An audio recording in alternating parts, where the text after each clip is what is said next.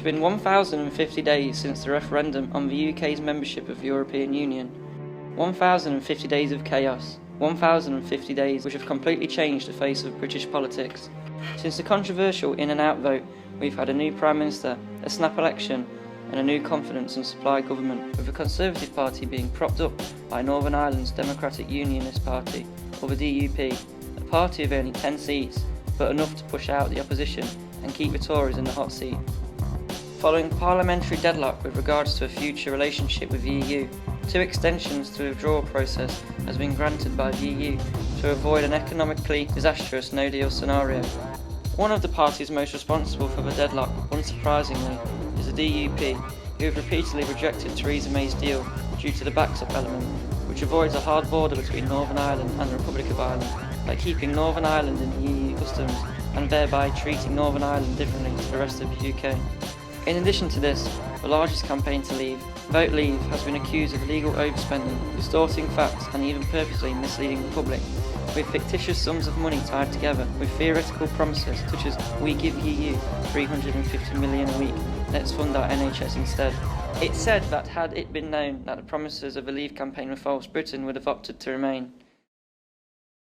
What we want to find out is, nearly 3 years on from the referendum, do the British people still want this? To attempt to find out, we went to Birmingham, the UK's second city, to gather people's thoughts.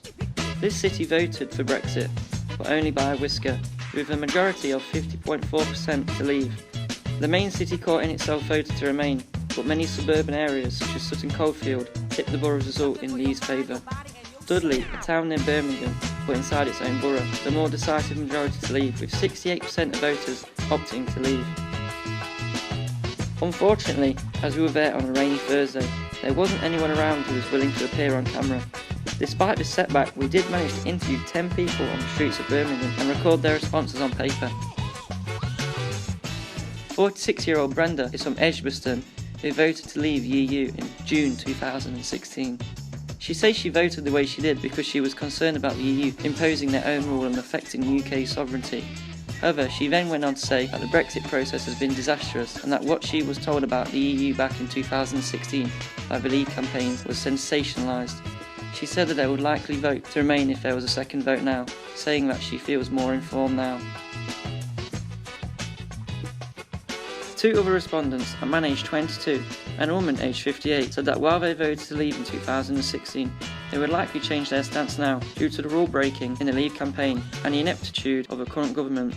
22-year-old Sean from Basich said that if there's any chance of Brexit working, Theresa May needs to step aside and the public needs to know the truth. 2 of our respondents said that they voted to leave and would stick to their vote.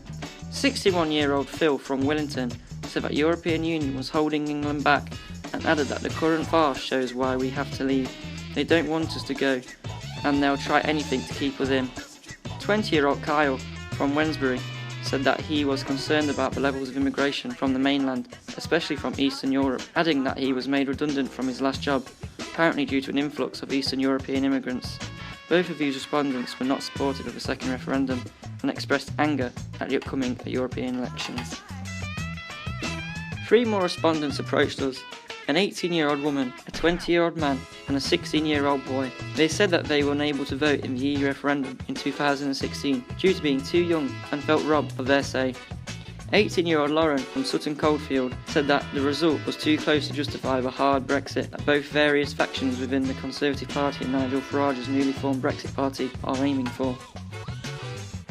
Our final 2 respondents opted to remain in the 2016 vote. 34-year-old Dean from Water Orton and 51-year-old John from Newcastle-under-Lyme.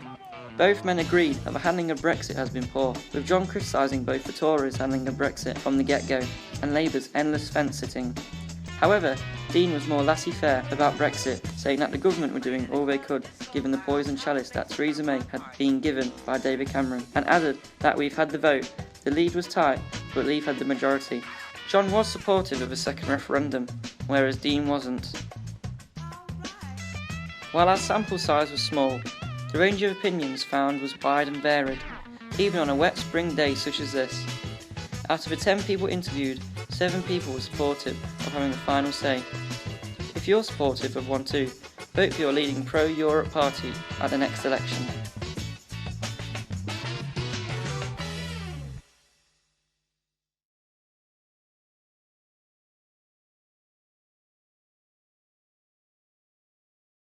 I made this.